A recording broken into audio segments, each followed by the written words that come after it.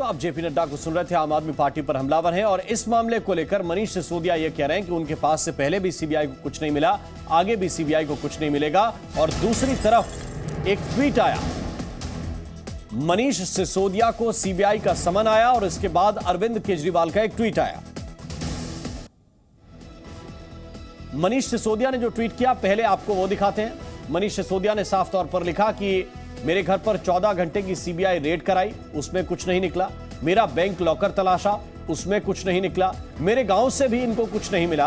अब इन्होंने कल 11 बजे मुझे सीबीआई मुख्यालय बुलाया है, मैं जाऊंगा, पूरा सहयोग करूंगा, सत्यमेव जयते। लेकिन इसके बाद अरविंद केजरीवाल ने भी एक ट्वीट किया और अरविंद केजरीवाल ने ट्वीट करते हुए मनीष सिसोदिया और सत्येंद्र जैन की तुलना शहीद आजम भगत सिंह से कर दी। जरा देखिए, जेल की सलाखें और फांसी का फंदा भगत सिंह के बुलंद इरादों को डिगा नहीं पाए।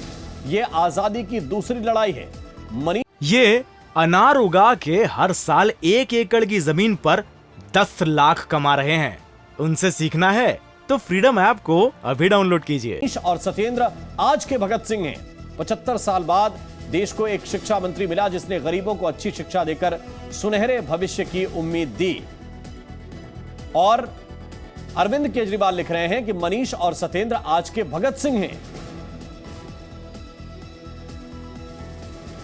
प्रमोद शर्मा इस वक्त हमारे साथ जुड़े हुए हैं ज्यादा जानकारी के साथ। प्रमोद, एक तरफ सीबीआई फैक्ट्स के आधार पर पूछताछ करेगी, जो क्वेश्चन बड़ा तैयार हुआ है वो सवाल सामने आएंगे, लेकिन दूसरी तरफ अरविंद केजरीवाल, सत्येंद्र जैन जिन्हें बेल नहीं मिली इतने दिनों से, और मनीष सिसोदिया जिनके ऊपर गंभीर आरोप हैं, कह रहे हैं कि ये भगत सिंह हैं।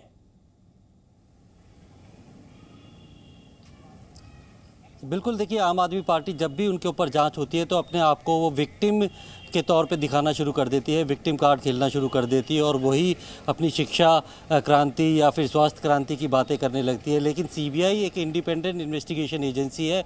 उसने जो अपना रेगुलर केस दर्ज किया था वो एलजी की एक शिकायत जो दी गई थी, चीफ सेक्रेटरी ने अपनी जाँच की थी, उसमें ये पाया था कि पूरी तरीके से जो एक्साइज पॉलिसी लागू की गई है उसमें कई सारी अनियमितताएँ बरती गई है।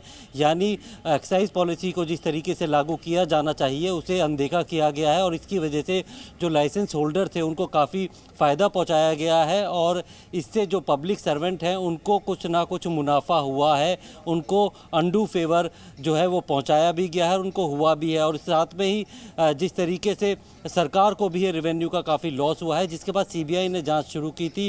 केस दर्ज करने के बाद कई जगहों पर रेड की थी, जिसमें मनीष सिसोदिया का घर भी था, उनका दफ्तर था और साथ में उनके जो बैंक लॉकर है उसकी भी तलाशी ली गई थी। और उसके बाद लगातार जितने भी इस मामले में जुड़े हुए आरोपी थे, करीब 16 के करीब इसमें आरोपी है। नंबर 1 जो आरोपी है वो खुद वो मुख्यमंत्री मनीष सिसोदिया है। उनसे लगातार उनके जांच की जा रही थी, उन्हें पूछताछ के लिए बुलाया गया क्योंकि उससे पहले तमाम जो तत्कालीन जो है एक्साइज कमिश्नर थे, डिप्टी कमिश्नर थे या फिर असिस्टेंट कमिश्नर थे, उनसे भी पूछताछ हुई है। और इस जो लाइसेंस लेने वाले जितने भी बड़े जो शराब कारोबारी थे उनसे कई बार बुलाकर पूछताछ हुई है, जिसमें जो विजय नायर है उन्हें उसे गिरफ्तार भी किया गया है। इस मामले में जब तमाम लोगों से पूछताछ हुई है और जब एविडेंस जो सीबीआई के पास आए हैं, क्योंकि अब सीबीआई जो है मनीष सिसोदिया को बुलाकर उन सारे सबूतों का आमना सामना कराएगी।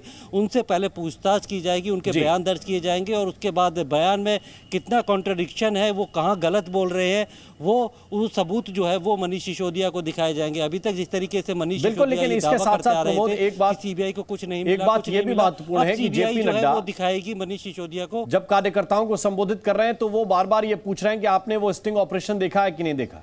वो 12% कमीशन की बात कर रहे हैं, 6% बैकडोर से जाने की बात कर रहे हैं। इसको एक बड़ा मसला बीजेपी बना के प्रेजेंट करेगी। बिल्कुल, जिस तरीके से लगातार मनीष सिसोदिया ये पूछ रहे थे सीबीआई को कुछ नहीं मिला, सीबीआई को क्या मिला, वो बताती क्यों नहीं। अब सीबीआई को क्या मिला है और सीबीआई की जांच में क्या निकला है, ये मनीष सिसोदिया को कल सीबीआई बताएगी। जब उनसे पूछताछ शुरू होगी तो उन्हें बताएगी कि इतनी जांच में कहाँ कहाँ पर जो है गड़बड़ियाँ मिली हैं, कहाँ कहाँ पर पैसों का लेन देन हुआ था या जो सबूत मिले हैं उनके खिलाफ, उनका आमना सामना मनीष सिसोदिया से कराएगी। क्योंकि किसी भी राजनीतिक मंच पर आकर या मीडिया के सामने आकर आम आदमी पार्टी तरीके के दावे करती है कि सीबीआई को कुछ नहीं मिला। सीबीआई एक इंडिपेंडेंट जांच एजेंसी है, उसकी अकाउंटेबिलिटी जो है, उसकी जवाबदेही जो है वो सिर्फ अदालतों पर है। वो सिर्फ अपनी सीबीआई स्पेशल कोर्ट में जाके ये बताएगी कि इस केस में उनको क्या क्या मिला है, किस किस से पूछताछ में क्या जानकारियाँ मिली है, और ऐसे उन लोगों को गिरफ्तार किया जा रहा है जो कि जिनकी कस्टोडियल इंट्रोगेशन की ज़रूरत पड़ती है, जो कि जांच में सहयोग नहीं करते हैं। सीबीआई जिसको भी जो है पूछताछ करनी होती है उसे कई बार बुला सकती है जब तक वो पूरी तरीके से संतुष्ट नहीं होती। और मनीष सिसोदिया को कल पहली बार जो है अब पूछताछ में शामिल होने के लिए समन किया गया है। कल 11 बजे मनीष सिसोदिया जब सीबीआई हेडक्वार्टर पहुंचेंगे तो उनसे एक लंबी पूछताछ होगी।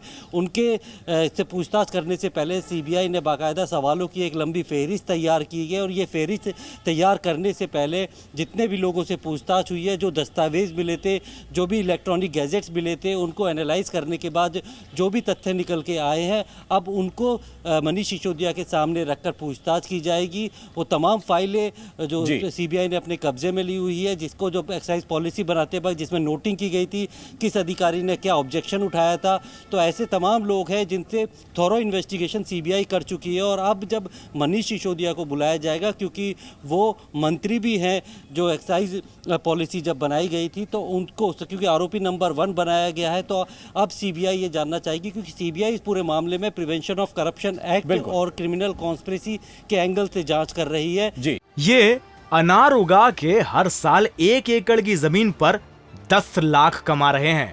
उनसे सीखना है तो फ्रीडम ऐप को अभी डाउनलोड कीजिए।